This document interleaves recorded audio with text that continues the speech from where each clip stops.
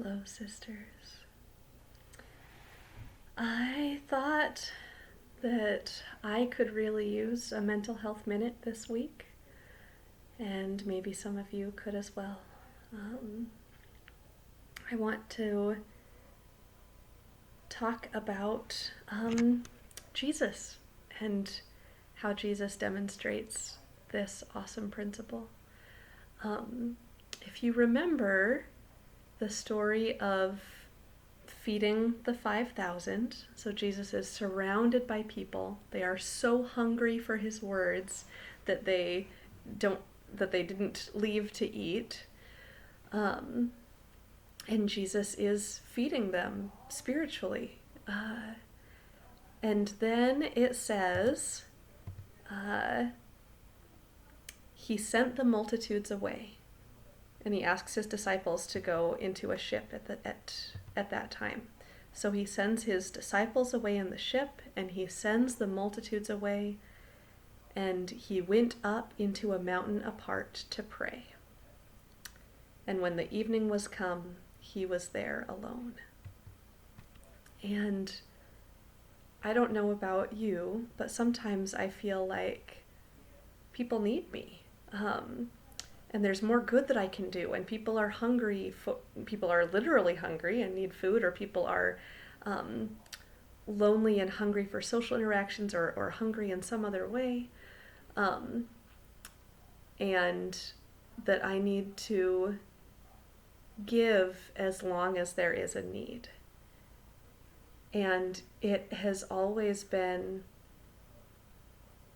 fascinating to me and strengthening to me that Jesus does feed people, and then he goes away by himself and he spends time alone in the mountains praying to his Father. And then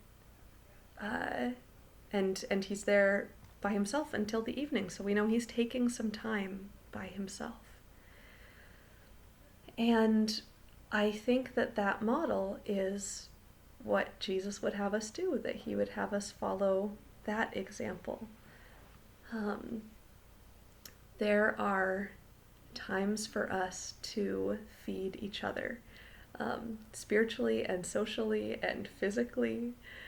And there are times for us to be looking around the world and seeing the needs in the world and responding to those needs. And there are times for us to recharge and to have peace and quiet and calm.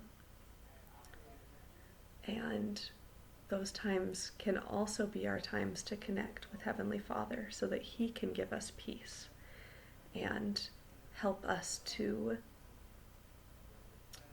disconnect from the world so that we can connect with him. So with that in mind, I know that it is important for me, and I suspect it may be important for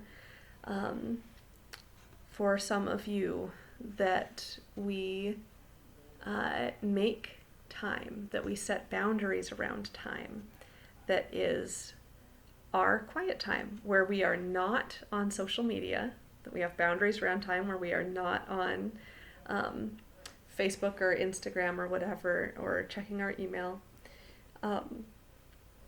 and that it's a time when we can have quiet and where we have things not on our to-do list, just quiet time and calm time.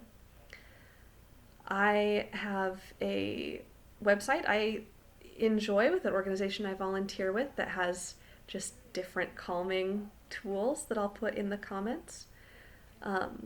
For me, setting aside time to journal at the end of the night, and when I say setting aside time, for me sometimes it's like 3 minutes for that particular activity.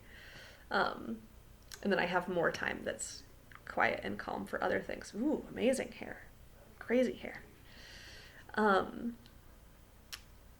But journaling, when I do it, is one of the things that is the most calm and peaceful for me.